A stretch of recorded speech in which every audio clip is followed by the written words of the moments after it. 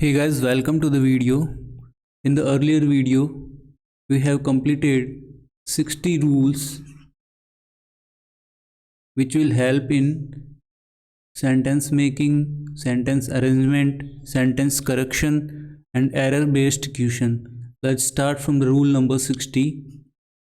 Rule number 60, unless shows the negativity stated in a condition. Unless का basic mean क्या निकल के आता है, नेगेटिव। और ये सेंटेंस में किस तरीके से यूज़ होता है, एज ए कंजक्शन भी यूज़ कर सकते हैं हम इसका, एज ए कंजक्शन यूज़ होता है। ठीक है, एग्जांपल देख लेते हैं। You will not pass unless you study, इसके साथ नोट देखने को मिलता है एज ए कंजक्शन में।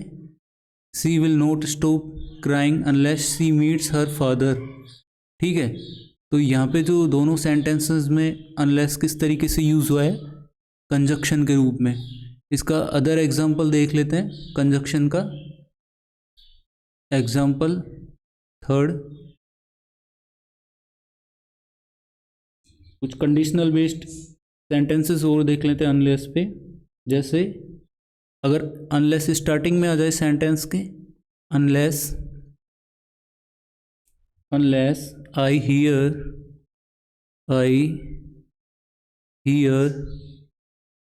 from you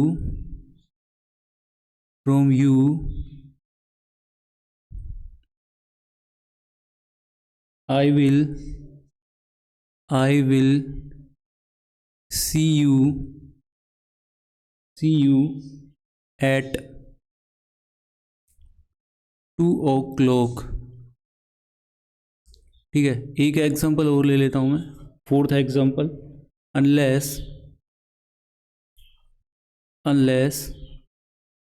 you pay now we cannot guarantee you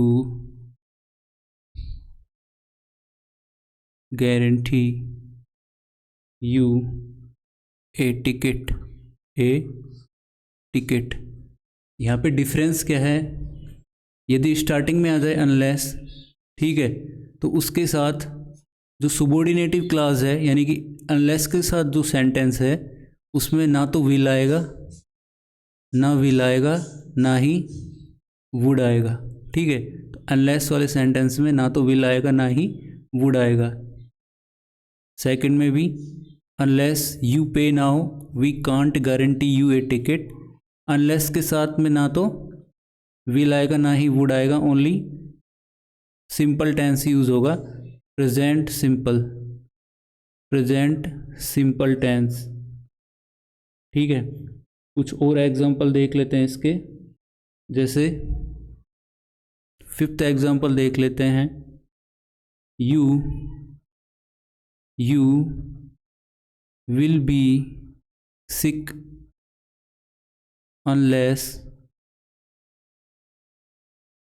unless you stop eating। ठीक है, तो यहाँ पे एज ए कंजक्शन यूज हुआ है, एज ए कंजक्शन में यूज कर सकते हैं हम विल।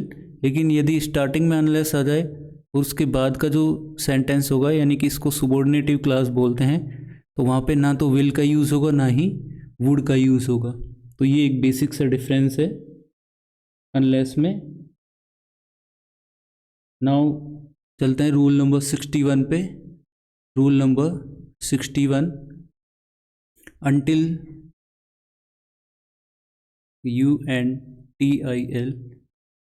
until, ठीक है, until shows the negativity related to time in a sentence। until कहाँ पे देखने को मिलेगा, until नेगेटिव टाइम को शो करता है सेंटेंस में। एग्जाम्पल देख लेते हैं। Don't go until I come, यानी कि नोट आ रहा है until के साथ। सेकंड में they are not ready to pay until they get the house, इसके साथ भी until के साथ क्या आ रहा है, नेगेटिव आ रहा है। और दोनों ही सेंटेंसेस में until कैसे यूज़ हुआ है, एज ए कंजक्शन, ठीक है। until एज ए प्रीपोजिशन भी यूज होता है, उसका एग्जांपल देख लेते हैं until का। until एज ए प्रीपोजिशन, ठीक है। एग्जांपल ले लेते हैं until का।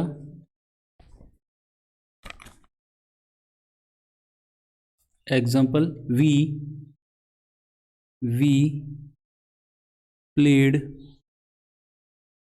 प्लेड chess until midnight, तो यहाँ पे जो until यूज हुआ है वो कैसे हुआ है? एज ए प्रीपोजिशन, ठीक है। until का यूज एज ए प्रीपोजिशन हुआ है। कुछ और एग्जांपल देख लेते हैं until पे बेस्ड, जैसे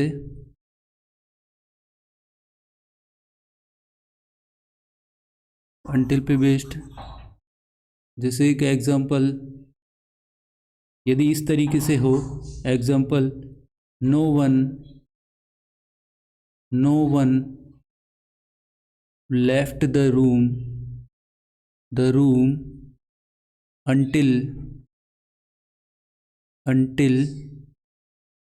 the talk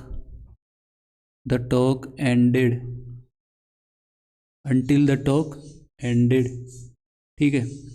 इस तरीके से तो until का फॉर्मेशन सही है। यदि until स्टार्टिंग में आए, until the talk ended, no one left, then the second sentence will be wrong, ठीक है। Second sentence will be wrong. until का use as a conjunction and as a preposition use करते हैं until का, ठीक है। कुछ फ्यूचर रेफरेंसेस में भी until का यूज कर लेते हैं। फ्यूचर रेफरेंसेस में जैसे आई कांट वेट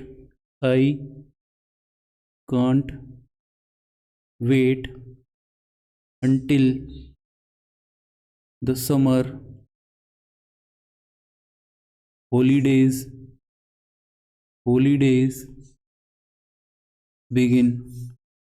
एक इम्पोर्टेंट एग्जांपल और देख लेते हैं, जैसे डेडलाइन हो सेंटेंसेस में और पर्टिकुलर टाइम दे रखा हो, जैसे all application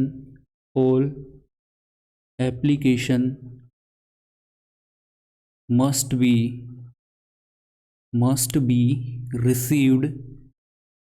received by Friday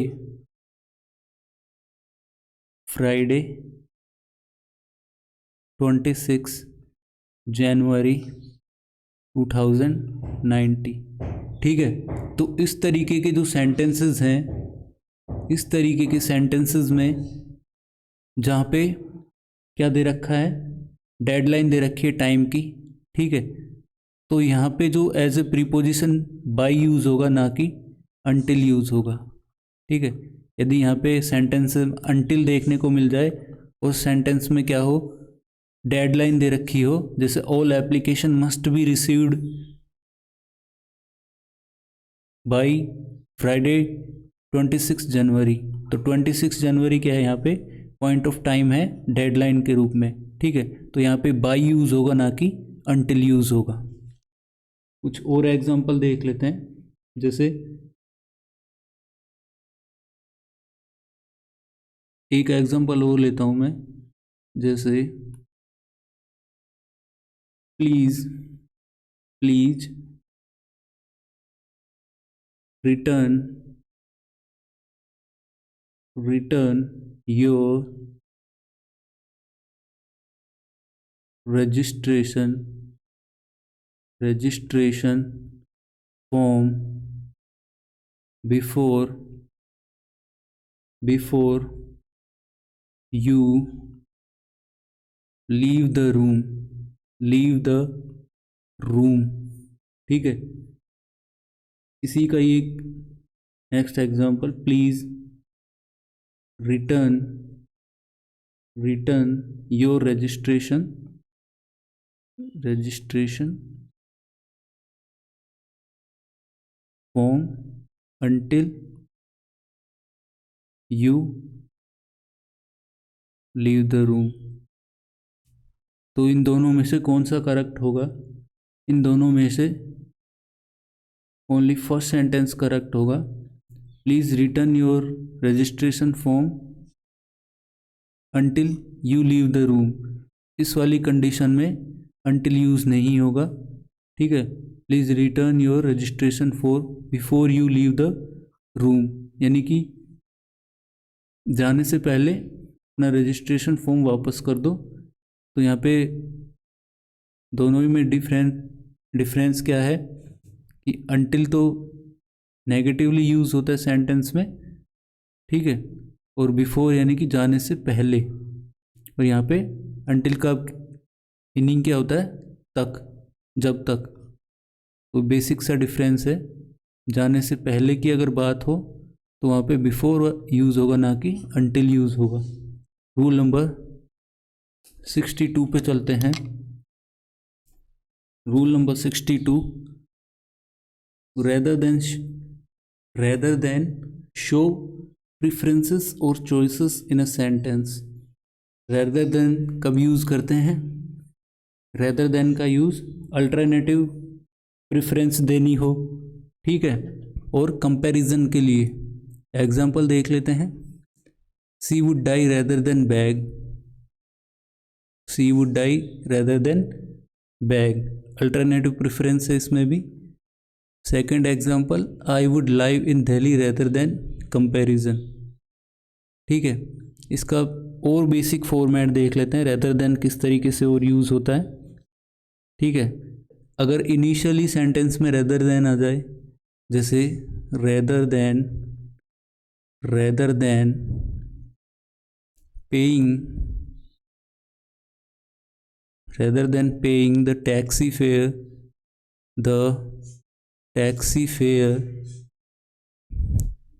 he walked home, या इस तरीके से हो rather than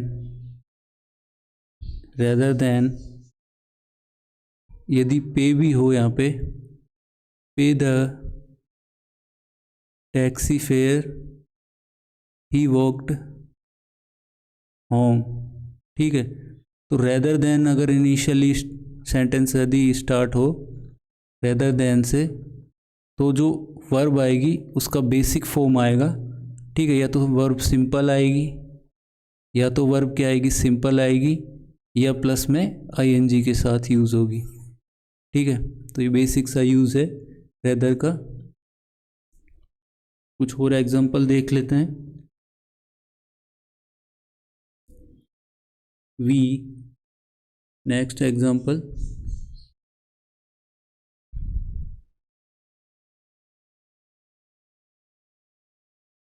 can we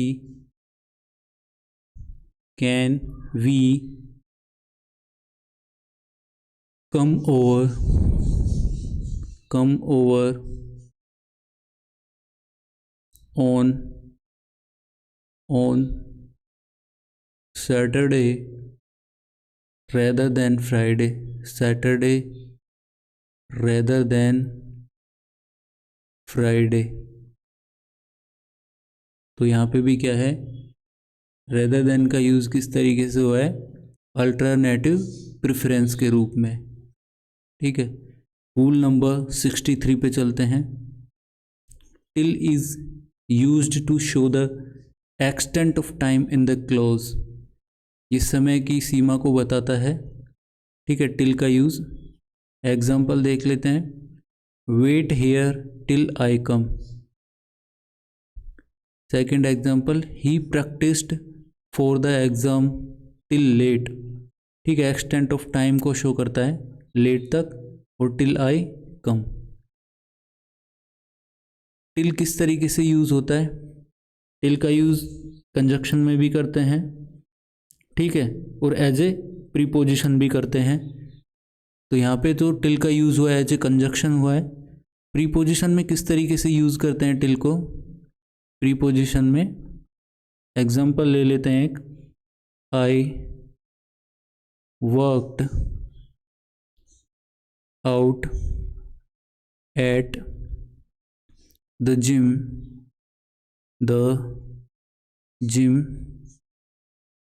from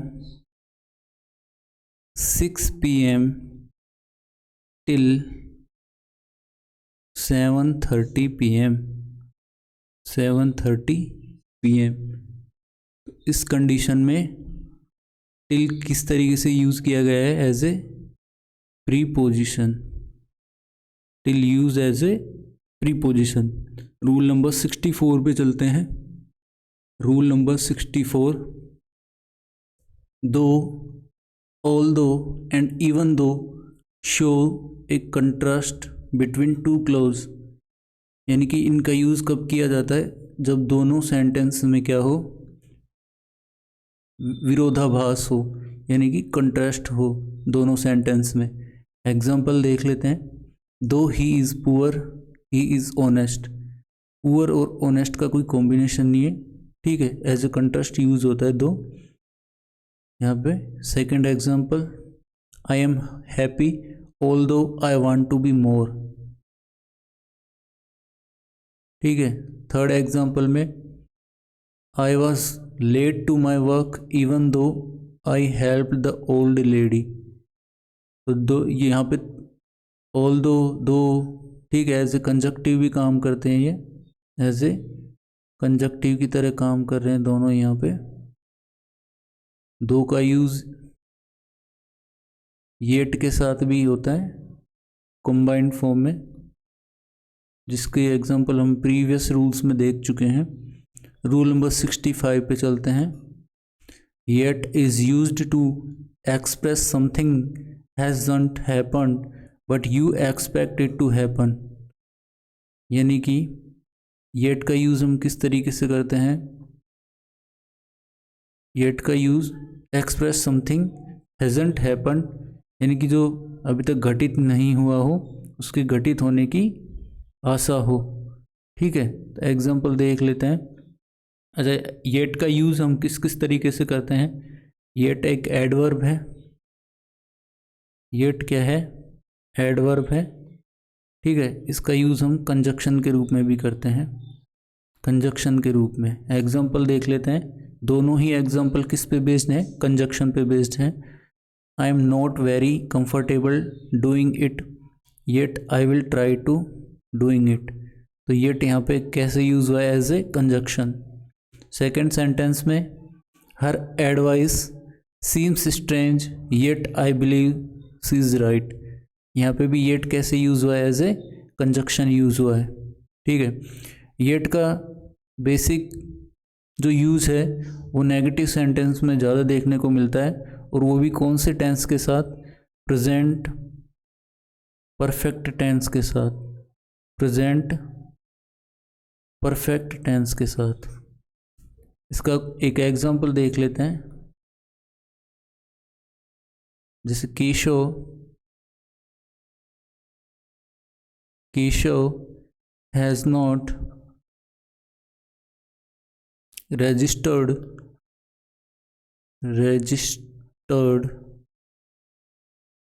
for class yet। As adverb use हुआ है यहाँ पे। यहाँ पे क्या रहा है? प्रेजेंट परफेक्ट टेंस, ठीक है। तो येट का यूज नेगेटिव वाले वाक्यों में ज़्यादा देखने को मिलता है, और वहाँ पे कौन सा टेंस होता है? अधिकतर प्रेजेंट परफेक्ट टेंस देखने को मिलता है।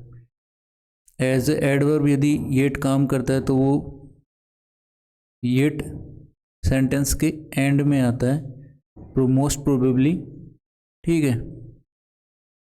नाउ नेक्स्ट रूल पे चलते हैं। The rule number 66, if condition वाले sentence, if conditional based sentences. इसका एग्जाम्पल देख लेते हैं। जैसे ही का if he comes if he comes I will go। If के साथ यहाँ पे क्या आ रहा है, प्रेजेंट सिंपल टेंस आता है। यदि इफ स्टार्टिंग में आए तो इस तरीके से, जो नेक्स्ट सेंटेंस होगा वो किस में होगा, फ्यूचर टेंस में। सेकंड एग्जांपल देख लेते हैं। यदि इस तरीके से हो, if he came I would go.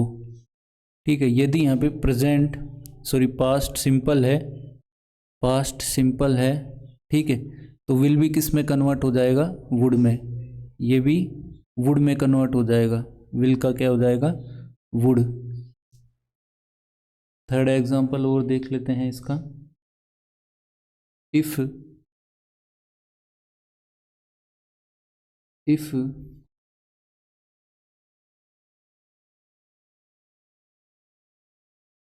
I had money,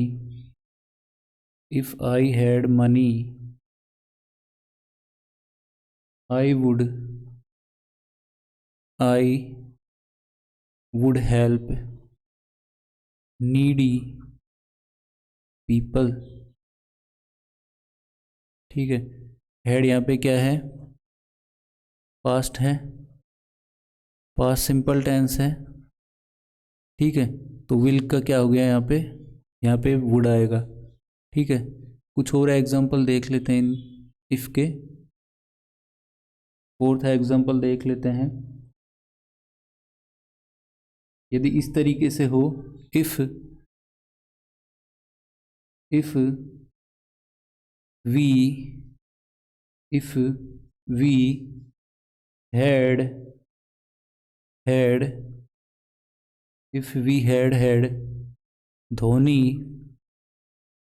Dhoni in our team,